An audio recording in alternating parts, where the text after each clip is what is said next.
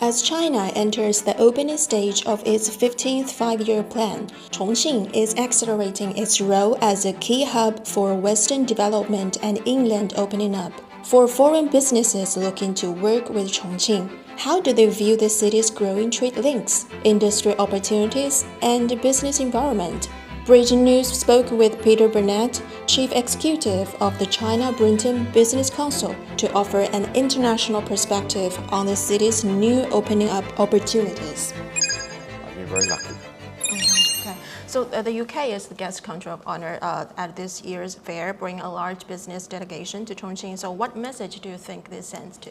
Yeah, I think it sends a message of support, basically, and I think also the level of interest that we've had demonstrate that Chongqing offers, and Western China in particular, offers a new and developing market for a lot of these businesses. If you think about how most international companies have engaged in China, they've really started along the East Coast, so in Shanghai, Beijing, in Shenzhen, in Guangzhou, and of course in Hong Kong. But now increasingly you see the development that's taking place inland, and in particular in Western China. And I think companies and chief executives have begun to understand that this represents a great opportunity for them. There's a great deal of technology investment that is happening here. There's a huge amount of agricultural produce that is being produced here. You've got car automation, battery manufacturers, so retail as well, because as the population becomes more prosperous, so they want to go out and buy more stuff. I think what you need to do is to come, as we have done through the Western China Fair, come to Chongqing, come to Chengdu and Xi'an and all of these places and understand the opportunity. For Burnett, Western China's appeal lies not only in its growth potential, but also in its expanding industrial base. When discussing China-UK cooperation, he pointed to the complementary strength of both sides. If China-UK industrial cooperation is like a jigsaw puzzle, and what unique piece each other will bring on the table? So I think China brings efficiency, value for money, and it brings the extraordinary industry of its people. And I think the UK brings a capability in research and development, and a capability also in services, which you put together, and you have great cooperation potential.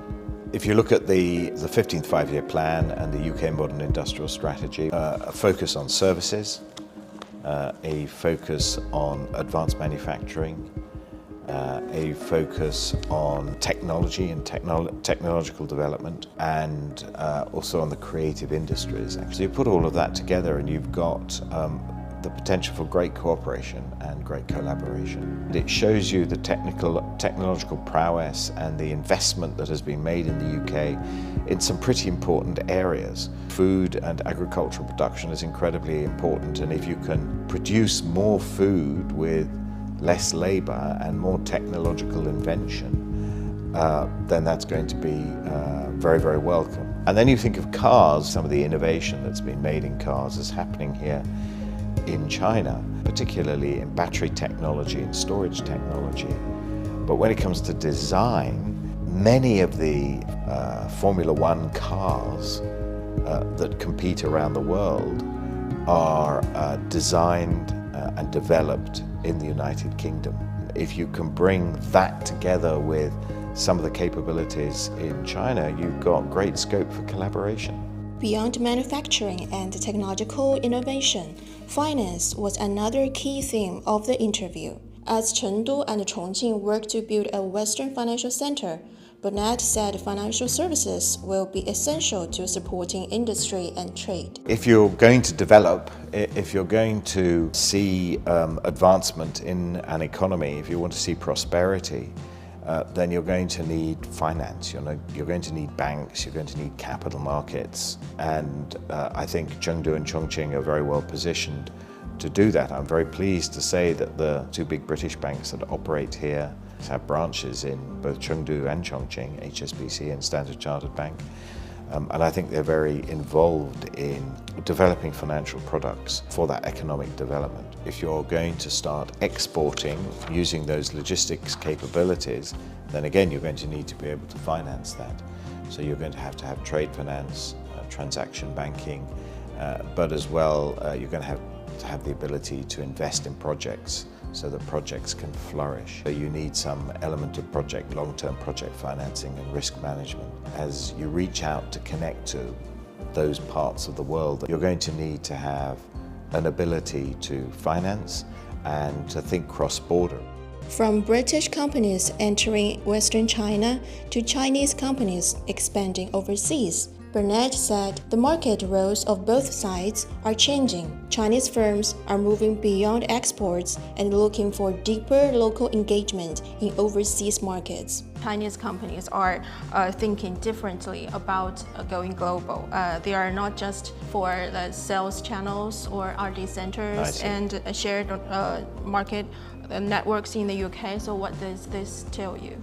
What we're beginning to see now is Chinese companies looking not just to sell a product that they produced here in China, but looking to develop R&D capabilities. And I think the next phase will be to set up manufacturing and assembly capability. That's how international businesses succeeded in China. They didn't see China just as a destination for products that they produced in Europe or further afield, but they also saw it as a great place for innovation and creativity, and a place where you could actually manufacture, employ people, contribute to the community.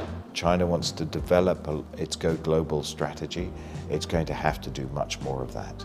So I think many foreign companies look at China and think, they're a place where we can come, set up an assembly and manufacturing capability, and just do what we do in Europe cheaper.